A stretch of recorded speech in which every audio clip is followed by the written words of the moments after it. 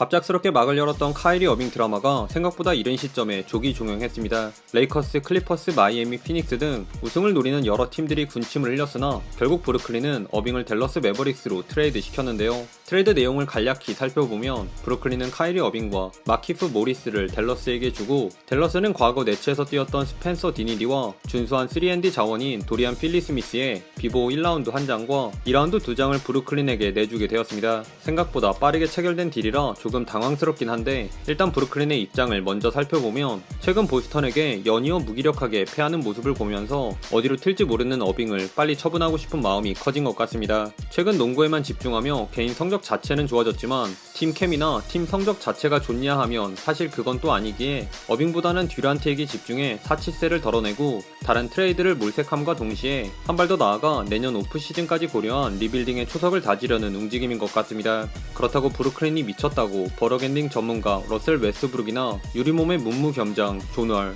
르다리 카일 라우리를 받아올리는 없기에 훨씬 젊고 검증된 스펜서 디니디와 필리 스미스를 데려온 건 팀의 인기와는 별개로 듀란트만 돌아온다면 오히려 더 탄탄한 로스터를 꾸릴 수 있게 되지 않았나 싶네요. 수비는 무조건 플러스고 두 선수 모두 준수한 외곽 슈터이기 때문에 더블팀 유발자 듀란트와 3점 슈터 살리기 전문가 벤 시몬스와의 조합이 괜찮을 것이라 기대가 됩니다.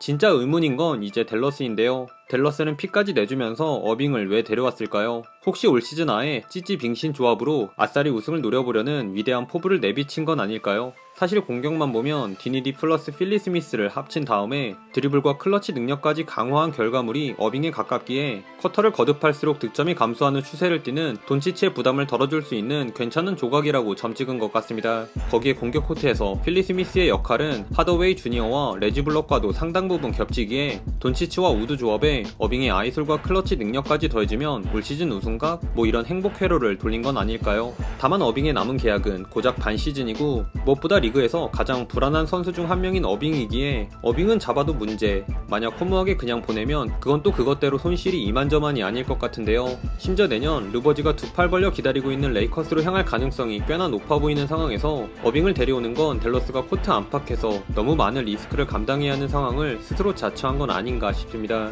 그래도 이건 뭐 나중 일이니 넘어가도록 하고, 당장 올 시즌 후반기를 예측해보면 댈러스의 성적은 서부 6위로 3위부터 13위까지 이어지는 11개 팀들과 치열한 헬서부 플레이오프 경쟁을 한창 벌이고 있는데요. 최근 불안불안하긴 하지만 다행히 큰 부상을 면한 루카 돈치치와 다가오는 유타전 복귀가 유력해 보이는 크리스찬 우드도 돌아오기에 어빙의 가세는 공격에선 특히 클러치 타임에 큰 도움이 될 것으로 보입니다. 그러나 댈러스의 공격은 대부분 루카 돈치치의 손끝에서 시작된다 해도 과언이 아니기에 볼을 손에 쥐어줘야 효율이 나오는 어빙과 돈치치가 과연 어떤 케미를 보여줄지는 까봐야 알 수 있을 것 같네요.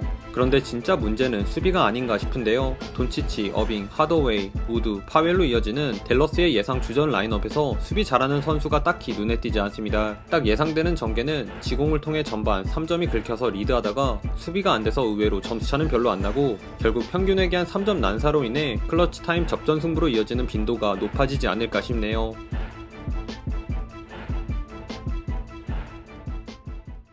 물론 이건 어디까지나 아직 뚜껑을 열어보기 전 제 내피셜이고 뭐든 까봐야 아는 것이기에 큰 트레이드를 감행한 두 팀이 후반기 어떤 성적을 낼지 지켜보는 재미도 쏠쏠할 것 같습니다. 참고로 ESPN에선 이번 딜에 대해 댈러스에게는 낙제에 가까운 D를, 브루클린에겐 B+라는 준수한 평가를 내렸는데요. 여러분은 이번 트레이드가 어느 팀에게 더 유리했다고 보시나요? 댓글로 의견 부탁드립니다.